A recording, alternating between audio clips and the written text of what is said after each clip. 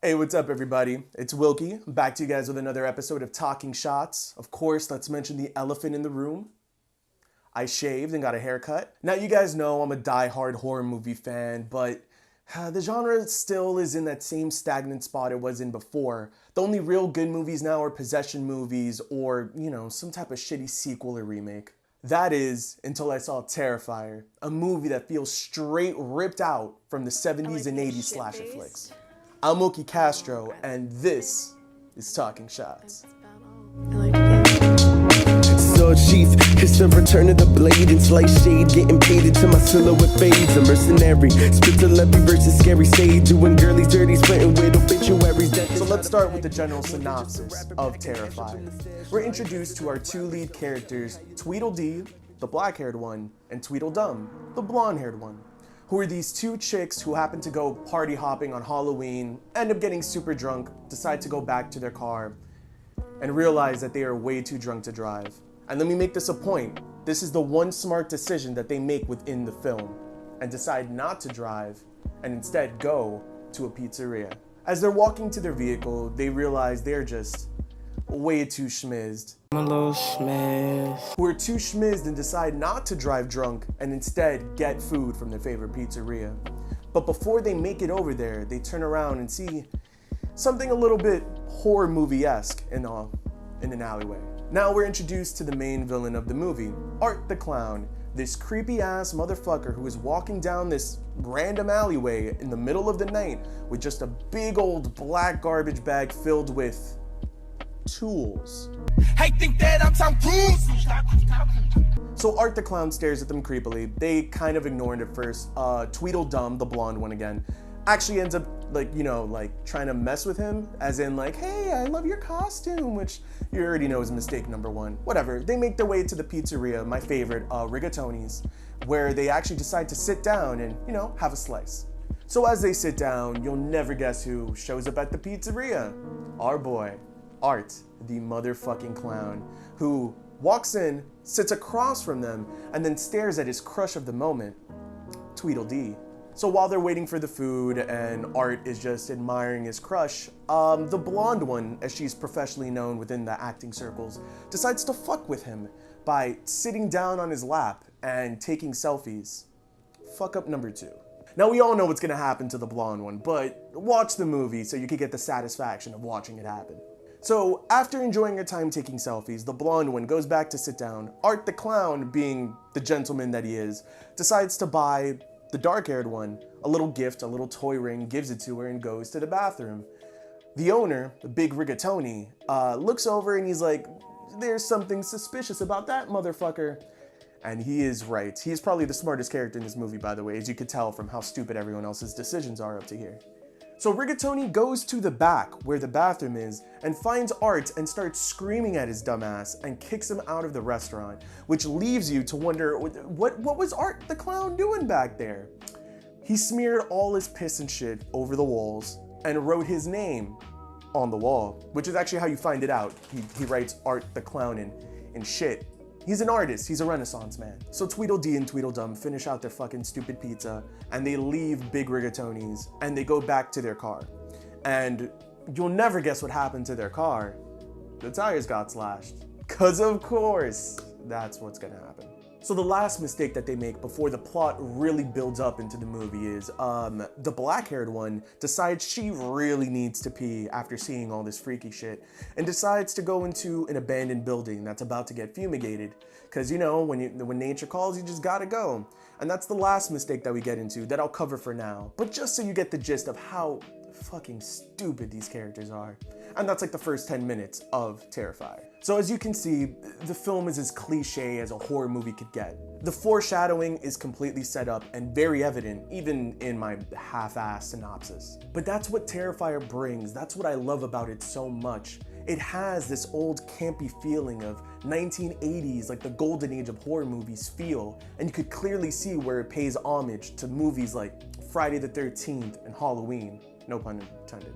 We see similarities just starting with the villain, Art the Clown. He's a sadistic and silent killer who gets the best out of almost any situation, and even the bad situations he's in, he leaves almost unscathed. What makes Art original and unique is the fact that he is silent. He doesn't speak throughout the film. It's kind of more like a mime than a clown than anything. So he's really only able to show emotion and sadism through, facial expressions and movement and physicality. So shout outs to David Howard Thornton, the actor who actually had to look this up. He was the actor who played Art the Clown, who, pun 1000% intended, he fucking killed this role. His mannerisms and his gestures and even just small things like a little wave add so much depth to a character that could obviously, otherwise be left bland. And this is compared to other classic horror movie villains like Jason Voorhees or Michael Myers, who are silent, but they're almost like paper thin, where most of their motivation and characterization is either built upon the plot or their backstory. Art the Clown is expressive through these small motions which carry so much throughout a scene, hence why they use his smile so much in promotions. It almost makes him iconic. Another nod to classic slasher films is the fact that every character that isn't Art is as dumb as fucking rocks. The capacity for stupidity and poor decision making in this film, I swear to you, knows no bounds. There were so many chances for escape throughout the film that just get ignored. So many chances to kill or incapacitate Art for more than a second that, just get tossed under the rug. They literally have the opportunity to just, hey, why don't we just kill Art the Clown? Nah, I think we should keep on exploring for another way out. From their inability to come up with an optimal escape plan, horrible use of resources, their own curiosity with the whole, I think there's something over there, we should investigate, to just stupid sections of characters antagonizing the villain, this film is able to set it up so that every single important character finds one way or another to just fuck up everything and make it worse. Now, I'm not saying the characters are unlikable, far from it actually, but it starts getting you into that mind state where you're asking yourself, if I was in this situation, what would I do? And I can tell you this, every single character ignores what you would do. The setting and stages in this film are perfectly creepy. Most of the film ends up taking place within the building that dark-haired girl ends up going into to use the bathroom.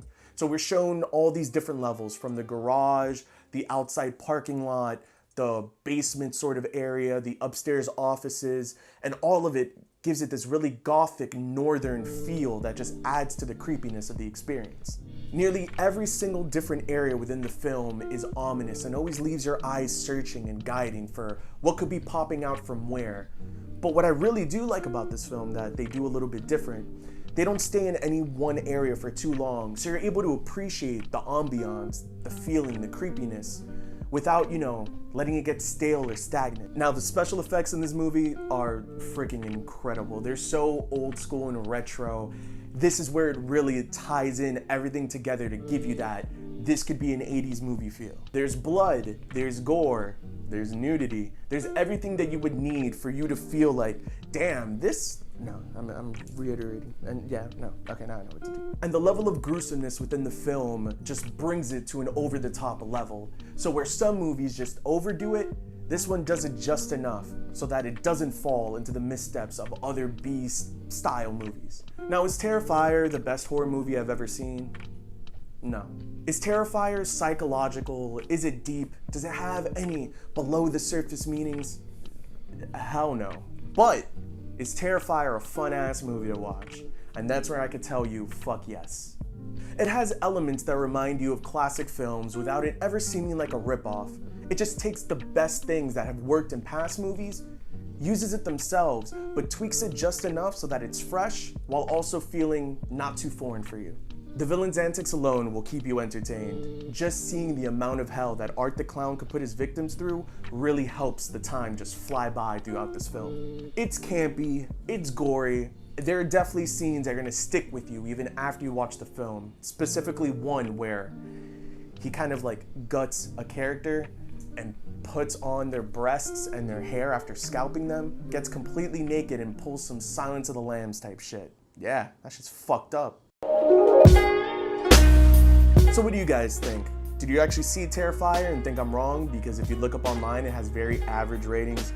Or do you think that this is one of the hidden gems found within, the whole combines of Netflix? There's a ton of good ones, and I'd love to see your recommendations in the comments below. Remember to like, share, subscribe, follow us on YouTube, Twitter, Facebook, Instagram, where we're always going to be available. I'm Oki Castro, and this was Talking Shots.